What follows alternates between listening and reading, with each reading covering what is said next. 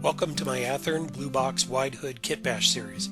My goal is to create a group of locomotives for public display on our club modular layout that share the Athearn Blue Box inspired characteristics.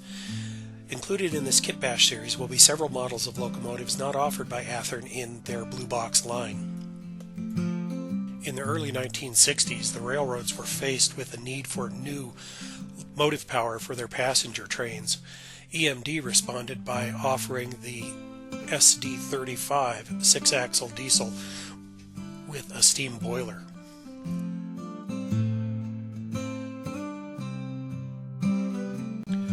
I'll start my Kitbash by using an Athearn GP35 shell. I'll use the two-fan dynamic brake and the steam boiler from the Athearn SDP40 shell. I harvested the dynamic brake blister, worrying about the details on the blister, not the donor shell.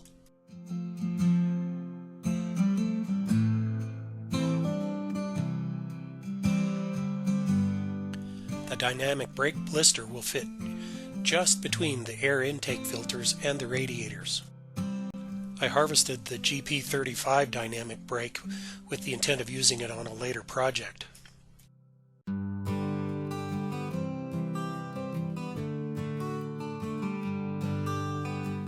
The GP35 shell needed some shim material to replace that lost during the dynamic brake removal. The end of the GP35 shell was harvested with the intent of using it again for a later project. The steam boiler was removed without any regard for salvaging the donor shell. A test fit of the salvage components reveals a pleasing appearance.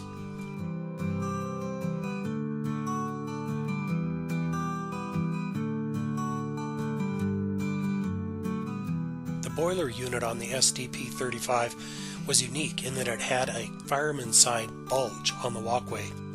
A piece of 90 thousandths styrene was beveled to represent the bulge on the steam boiler. Here is the SDP35 as it comes out of the paint shop. Incompatibility between two kinds of paint caused some blemishes that'll have to be retouched.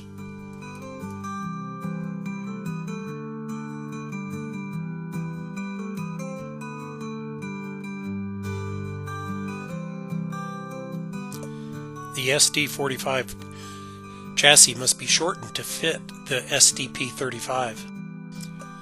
I cut the frame in two using a handheld hacksaw. My measurements were incorrect. I removed a little too much of the tank. The gap will be filled with a strip of styrene, and then the frame will be cemented back together with contact cement. Modeling putty will let me restore the contour of the tank. Here are some photos of the completed model. After I had finished the decals, I dropped the shell and created rather extensive damage to the steam boiler area and the rear pilot. I also bent some handrails. Very disappointing, to be sure. I'm not sure if I'll go back and repair these items or not. My homemade MU hoses and cable are featured in another video.